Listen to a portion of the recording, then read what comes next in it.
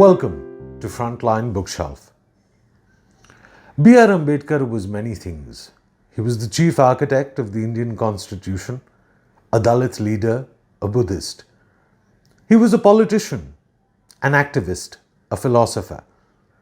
If you want to know more about the many selves that made Ambedkar who he was, pick up one or both of the biographies that HarperCollins has recently published. The Evolution of Pragmatism in India by Scott R. Stroud and Becoming Babasaheb by Aakash Singh Rathore. Suryapratim Roy teaches law at Trinity College, Dublin. In an essay he wrote on these two books for Frontline called Ambedkar in the Here and Now, Surya points out biographical details that help us make better sense of Ambedkar and his scholarship. At one point, Ambedkar owned 50,000 books. His was perhaps the largest private library in the world. Ambedkar made notes while he read, filling the margins of his many books with comments and annotations.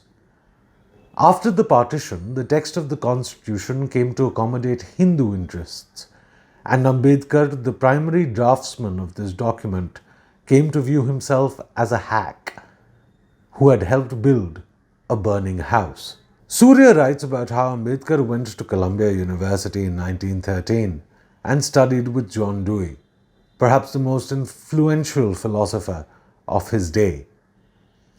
The philosophy Ambedkar would finally advocate was a form of pragmatism he learned from Dewey, one he fitted to the concerns of democracy amid social divisions such as those of caste.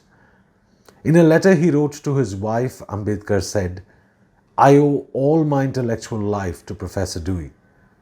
Dewey felt academic research could change and better societies, and he taught Ambedkar the value of transparency, a state where there was no mystery about his motives or actions.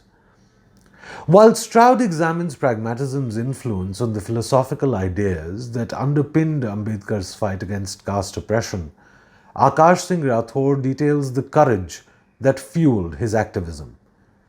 In this first volume of his Ambedkar biography, Rathore covers the first 38 years of Ambedkar's life, from 1891 to 1929. In 1927, Ambedkar led a procession of more than 1,000 Dalits to the center of Mahad, a town in the Raigad district of Maharashtra. Here they drank water from a lake that only high-caste Hindus used before. Apart from these conspicuous displays of bravery, Rathore also shows us how Ambedkar took pains to build and maintain goodwill among Dalits by taking on multiple low-paying cases as a barrister.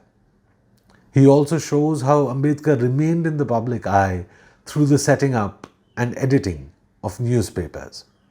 Ambedkar reconstructed the Buddhist tradition and texts, showing that Buddhism could also be a social gospel.